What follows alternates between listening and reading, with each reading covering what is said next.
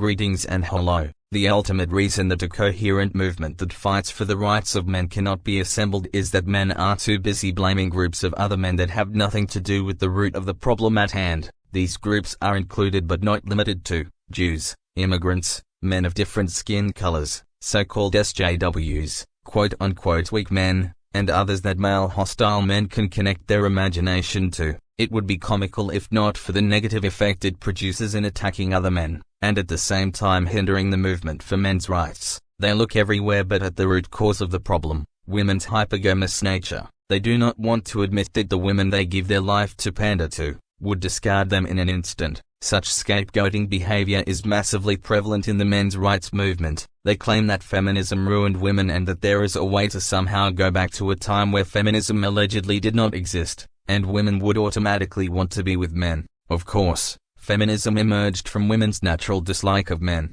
which is behind why women keep deselecting men at a higher and higher rate, and even the most conservative women do this no matter how much traditionalism they cover it up with. Traditionalism itself is still a root of female supremacy as it is completely based on the concept that men should discard and expend themselves for a woman, and the idea that women are worth much more than men. So both serve women's interests in either retaining their privileges and or having complete control over the man. Another thing is that women will also attack the previously mentioned groups as a way to retain their privilege and delude more innocent men. Women are the best liars on the planet as they constantly bend the facts to create a narrative that they are oppressed when they live easy lives. Women have an in-group bias in which they side with one another. Men do not have such a bias, and instead have an out-group bias favored toward women. This causes men to demonize and vilify other men as women demand, so that the women can select them. Male hostile men are thus inclined to attack groups of whatever kinds of men that women have fault with. This is mixed in with men's delusions about the nature of women in order to create a perfect recipe for stagnation and lack of progress. The fighting keeps enslaved gynocentric men distracted as they attack one another.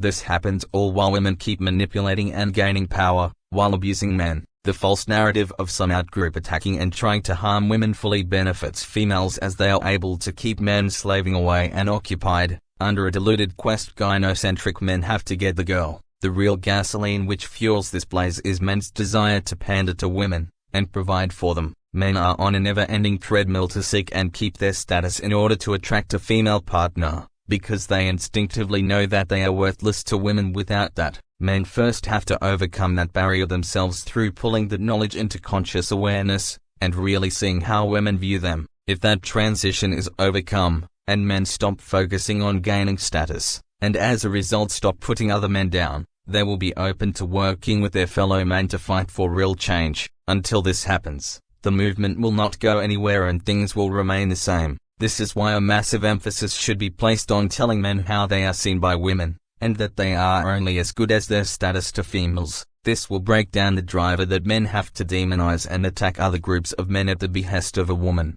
to try and gain favor with her. The men's rights subreddit is a perfect case in point when an evaluation of the mentality of men even in the men's rights movement is taken. The subreddit will ban individuals who question the validity of marriage and relationships. This is a clear indicator that the people who are quote-unquote the figureheads of the mainstream men's rights movement do not want to fight for the rights of men, as they are still trying to pander to women. No wonder why MRAs keep talking about the so-called slutty behavior of women, as that is their priority. They do not want to put real emphasis on anything that benefits men, and will even shame you if you do so. When they do that, they resort to telling a man to go pander to a woman and start labeling your opinion as worthless because you do not want to be controlled by a female. This means that traditionalists, feminists are currently in charge of the vast majority public frame of the movement and do not want any real activism favoring men to come about. They are still in the gynocentric paradigm, and have not let go of the false frame that women need to be saved and rescued. Such delusional individuals who put women above men and base their whole ideology around trying to get a woman, obviously do not belong in any coherent and effective movement for the rights of men.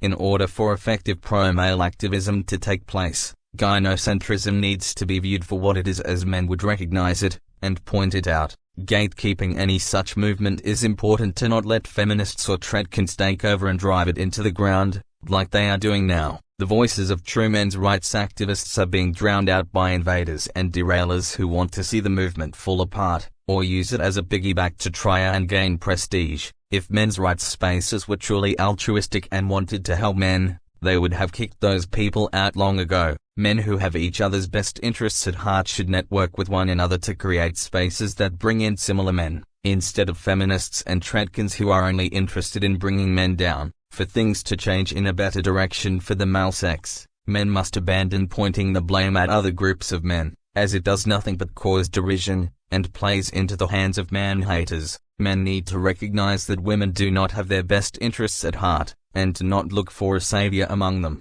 Through this, men can finally band together and get their long-neglected human rights, instead of continuing the self-perpetuating cycle of blaming certain groups of other men for their problems. The answer is right below our noses in the clear fact that women have never liked men, and only use men for their utility and provision. That is as simple as it can be, and yet male hostile men are trapped in their deluded fantasy of finding the one, in order to continue demonizing men and setting them back. The truth of how men are really seen by women should be proclaimed as loud and as frequently as possible if there is any hope in breaking men from the gynocentric matrix.